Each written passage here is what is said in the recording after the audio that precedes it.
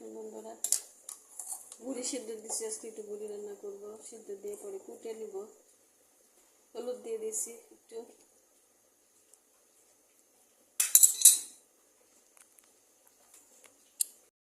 বন্ধুরা সিদ্ধ হয়ে গেছে।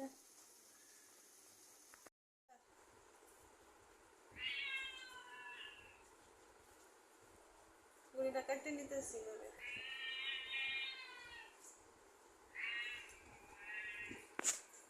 এই যে বুড়িটা দেখো কেটে এভাবে ধুয়ে নিচ্ছি, পরিষ্কার করে নিচ্ছি। এখন রান্না করব।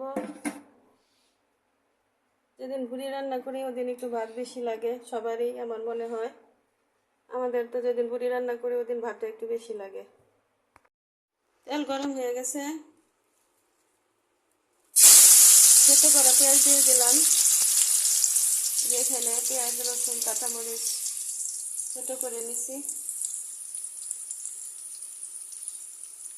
রসুন দিয়ে দিলাম, পরে লাগলে আরো দিব।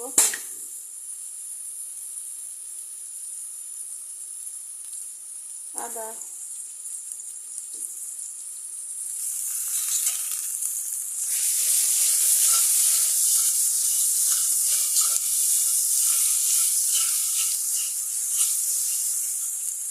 একটু ভাজা ভাজা হোক, কাঁচা গন্ধটা যাক, তারপরে অন্যান্য মশলা দিব।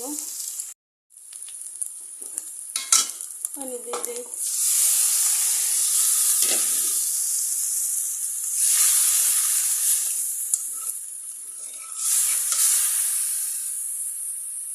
হলুদ, মরিচ, ধনিয়া,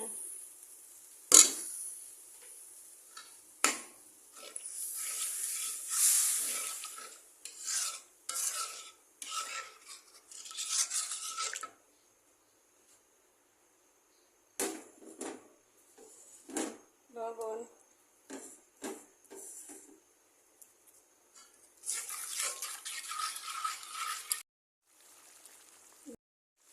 মশলাটা কষানো হয়ে গেছে। এই যে বুড়িটা দিয়ে দিলাম।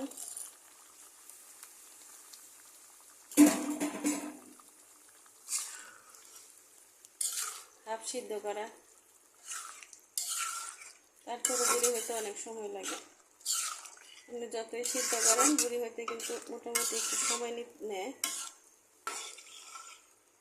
মোটা যেটা ওটা সময় লাগে বেশি, আবার চিকন পাতলা যেটা এটা তো সময় লাগে না। ঢেকে দেই বন্ধুরা, হতে থাক। একটু পরে আবার আপনাদের নিয়ে আসবো আমার রেসিপি দেখার জন্য।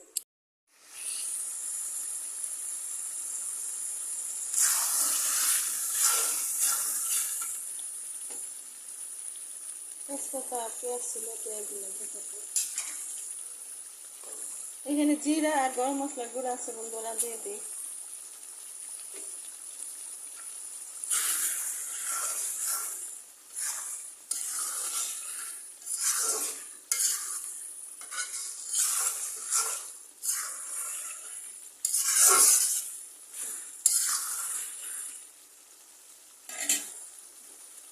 আর একটু পানি দিই, আস্তে আস্তে সিদ্ধ হোক।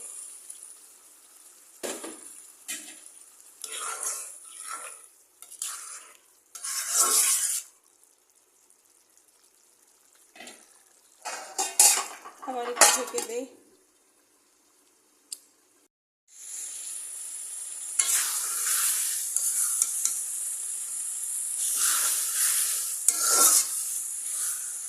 আর একটু সিদ্ধ হবে, আবার একটু পানি দিতে হবে। আর একটু পানি দিই।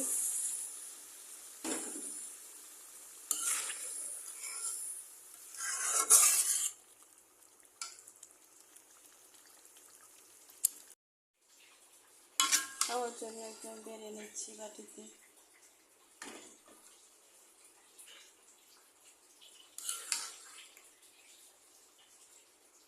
মাশাআল্লাহ, অনেক সুন্দর হয়েছে।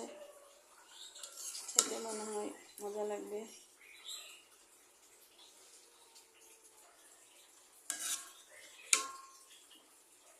আসসালামু আলাইকুম, সবাই ভালো থাকবেন।